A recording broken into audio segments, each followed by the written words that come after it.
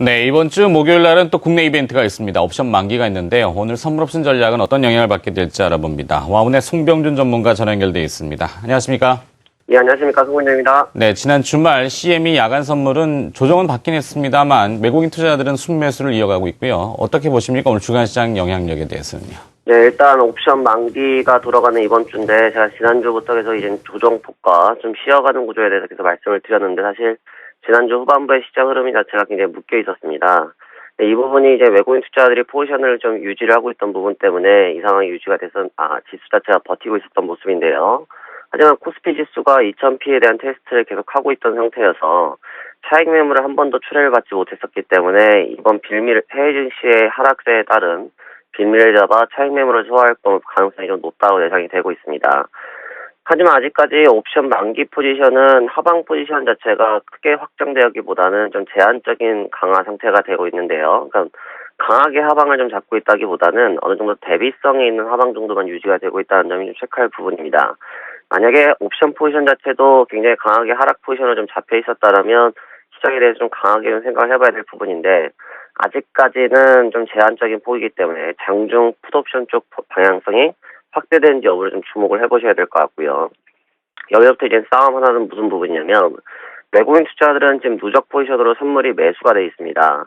또 기관 투자들은 누적 포지션이 매도가 되어 있는데 문제는 지금 하락 쪽으로 방향성이 약간 바뀌는 모습 속에서 기관 쪽이 조금 시장을 끌고 가는 모습이 좀 있고 그렇다면 누적으로 매수를 갖고 있는 외국인 투자자 입장에서는 매수 포지션을 청산하는 데 좀 집중할 수밖에 없다는 것이죠.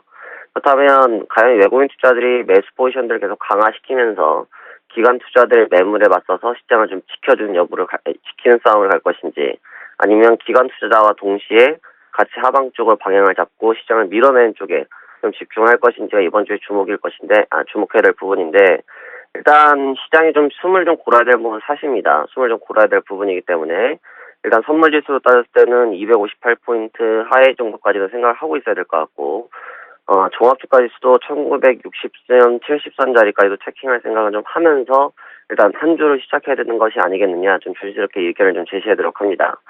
자, 오늘 지지선으로서는 종합주가지수 1955포인트와 선물지수 257.60포인트, 상단 저항선으로서는 종합주가지수 1990포인트와 선물지수 261.80포인트로 제한적인 하방 포지션인 상태지만 이 부분들이 분명히 확대될 수 있는 가능성이 충분히 갖고 있기 때문에 하방 포지션 확대에 좀 주목을 하셔야 될 거고 선물지수 260포인트가 이탈된 직후에 외국인 투자들의 선물 매수세가 없다라면 선물 포인트 수는 258포인트와 257포인트, 즉 윈도우 드레싱을 했었던 초입 구간까지도 숨고르기 과정에 들어갈 수 있다는 점을 감안하시고 일단 작업을 진행하셔야 될 것 보이는데요.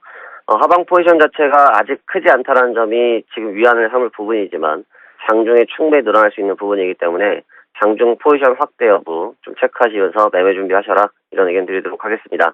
한 주의 시작인데 장이 좀 무겁지만 힘들 내시고요. 잘들 풀어보셔서 내일 아침에 다시 찾아뵙도록 하겠습니다. 고맙습니다.